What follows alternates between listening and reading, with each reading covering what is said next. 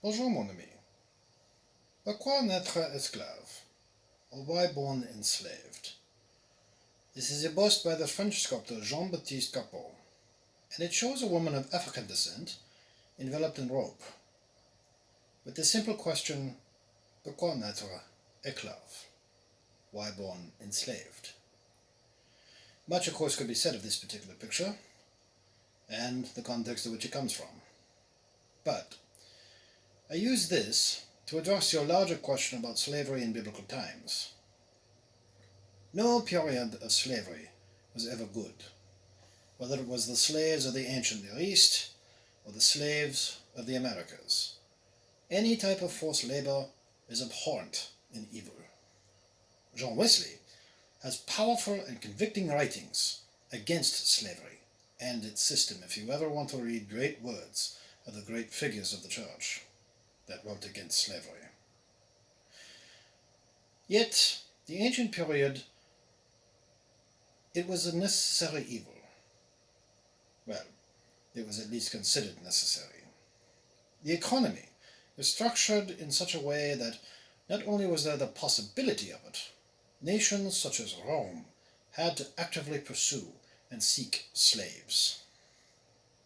Many slaves in the ancient world were usually victims of conquest, usually prisoners of war, pressed and captured as a result of raiding and invading powers. Of course, there were less common ways that a person could become a slave. For one, simple indebtedness. One could farm out a kid to someone who they were in debt to. It was perfectly legal for them to do that in many nations. Less common, but still practiced, was if someone found an infant or orphan.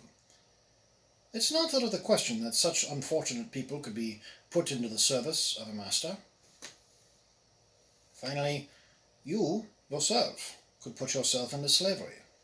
In an extreme form of debt reduction, you could, in the most dire of circumstances, freely give yourself and your rights could be given up and allow yourself to be put under the hammer. Slavery was as commonplace in the ancient world as breathing. It was a class mentality. To accept slavery was just the same as to accept life, to accept death, to accept war, and all the cycles of the seasons. Any person of reasonable means probably had a slave/servant or two. Certainly, those that were very well off could have dozens, if not hundreds of slaves for various duties. In comparing slavery to the ancient world, to say that of the antebellum South or pre-Civil War South, in the Confederacy, you knew who was a slave. You knew who that slave population was. There was no question. In the ancient world, you would have a much harder time discerning who was a slave or not, or at least possibly. It was very possible that members of, say, the Athenian demos, or voting populace, could very well be in the agora, or marketplace, buying and selling alongside a slave.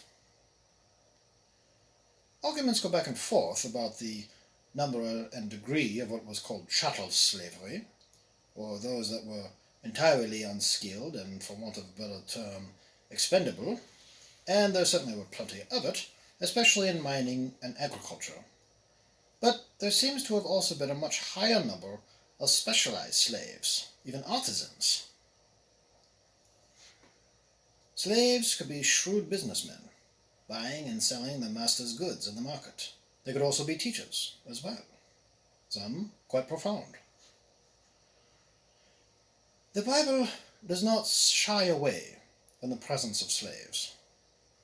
As you may know, the ideas of slavery, servanthood, and servitude is very prominent in many stories. For us, of course, the idea of being an obedient slave under the mastery of God does not square with our American notions of freedom and equality, being masters of our own ends and being under nobody's yoke. not even that of God. Yet, if you look closely, deeply, and with the eyes of history, there is something more going on.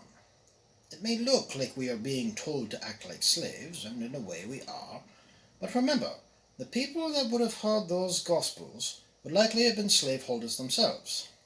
When Christ uses the parables of the slaves, he is implicitly causing us to look at things through the eyes of the slaves.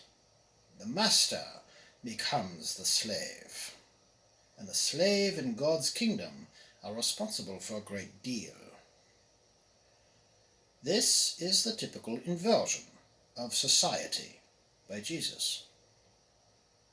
The hearers are going to resonate with the masters first, but they are being shown the personhood of the slaves they presumably hold.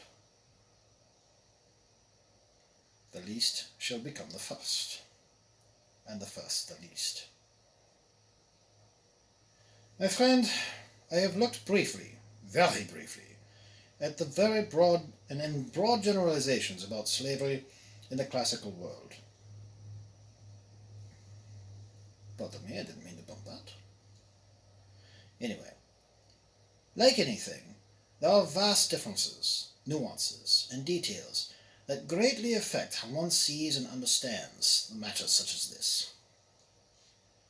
I hope this answers the broader inquiry, and I would love to help you explore more specific questions.